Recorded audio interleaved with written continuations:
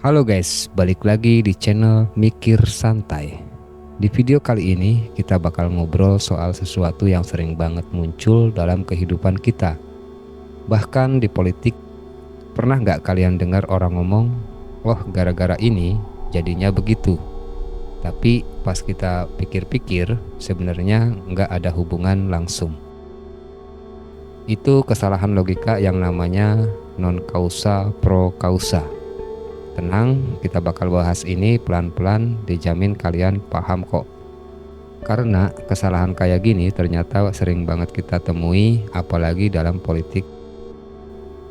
Yuk langsung aja kita bahas. Oke, jadi non causa pro causa ini dalam bahasa Latin artinya bukan penyebab tapi dianggap penyebab. Jadi kita ambil kesimpulan seolah-olah ada hubungan sebab akibat. Padahal dua hal itu sebenarnya nggak nyambung. Contohnya, kalau ada hujan terus listrik mati, kita langsung nyimpulin kalau listrik mati gara-gara hujan. Padahal belum tentu ada hubungan langsung. Bisa aja listrik mati karena ada masalah di jaringan atau hal teknis lain yang nggak ada hubungannya sama sekali dengan hujan. David Hume, seorang filsuf asal Skotlandia, pernah bilang bahwa manusia cenderung melihat dua kejadian yang berdekatan sebagai sebab akibat.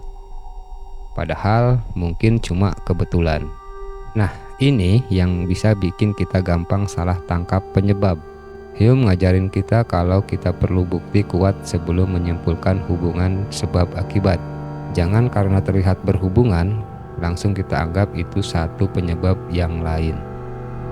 Nah, sekarang kita coba lihat gimana kesalahan logika kayak gini sering muncul di politik Indonesia. Misalnya nih, waktu harga kebutuhan pokok naik, ada yang langsung menyalahkan menteri tertentu atau pejabat pemerintah karena dianggap nggak bisa ngurus ekonomi. Memang kebijakan itu penting, tapi harga pangan dipengaruhi banyak faktor lain, kayak cuaca, distribusi, sampai kondisi global yang lebih luas. Jadi nyalahin satu pejabat itu sama aja kayak nggak ngelihat keseluruhan penyebabnya. Di sini kita bisa kaitkan dengan pemikiran Aristoteles yang bilang kalau argumen yang baik itu harus dari sebab yang relevan dan logis. Kalau kita asal nyalahin satu faktor aja, ya hasilnya bisa jadi kesimpulan yang nggak tepat dan bahkan mengarahkan solusi yang nggak efektif. Dan ini terjadi bukan cuma sekali dua kali di Indonesia. Sering kita lihat kebijakan yang dibuat untuk menyelesaikan masalah, tapi karena nggak nyambung sama akar penyebabnya, ya masalahnya nggak selesai-selesai. Kita lanjut lagi ke media sosial. Di sini kesalahan logika kayak gini malah makin gampang nyebar. Kalau ada isu kontroversial, kayak harga BBM naik, kadang kita langsung lihat narasi-narasi yang bilang, oh ini pasti gara-gara pemerintah kurang peduli sama rakyat. Memang betul pemerintah punya andil, tapi harga BBM itu kan dipengaruhi juga sama harga minyak dunia, yang nggak sepenuhnya bisa dikontrol sama pemerintah kita. Gara-gara asumsi kayak gini, banyak orang langsung ngambil kesimpulan yang salah dan marah ke pemerintah. Padahal sebenarnya masalahnya lebih kompleks. Immanuel Kant, filsuf asal Jerman, pernah bilang kalau kita butuh lebih dari sekedar asumsi buat menarik kesimpulan yang benar. Kita butuh data dan pemahaman lebih dalam supaya nggak gampang terbawa arus opini. Ini penting banget di zaman sekarang, apalagi buat kita yang sering konsumsi berita di media sosial.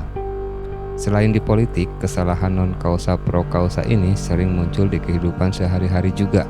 Misalnya waktu ada berita kriminalitas tinggi di daerah tertentu, kita gampang banget ngambil kesimpulan, oh ini karena warganya malas atau kurang disiplin. Padahal tingkat kriminalitas itu bisa dipengaruhi sama pendidikan, lapangan kerja, atau akses ekonomi yang mungkin belum merata.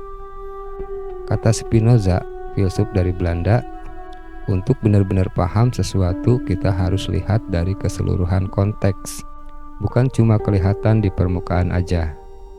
Kalau kita langsung nyalahin sifat atau perilaku orang tanpa lihat kondisi yang lebih luas, ya kita cuma bikin kesimpulan yang bias dan enggak ngebantu menyelesaikan masalah.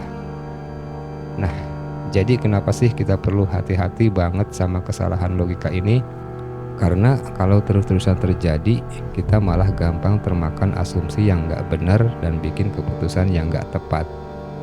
Misalnya kalau kita lihat suatu daerah miskin terus langsung nyalahin warganya yang dianggap malas kerja, ya kita akhirnya gagal melihat masalah lebih besar, kayak minimnya akses ke pendidikan, infrastruktur yang kurang, dan sebagainya.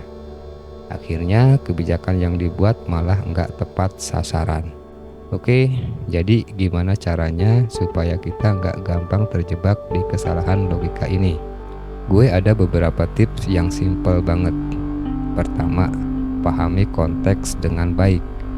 Kalau mau menyimpulkan sesuatu, kita perlu melihat gambaran besarnya, bukan cuma apa yang kelihatan di depan mata. Cari data dan bukti kuat, jangan langsung percaya. Pastikan ada bukti atau data yang mendukung sebelum narik kesimpulan. Kayak yang Aristoteles bilang, argumen yang kuat harus berdasarkan bukti yang cukup. Hati-hati sama bias pribadi.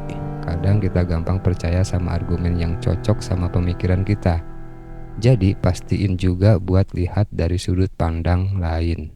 Jadi teman-teman, non kausa pro kausa ini penting banget buat kita pahami, terutama di kehidupan sehari-hari dan situasi politik kita yang seringkali penuh asumsi.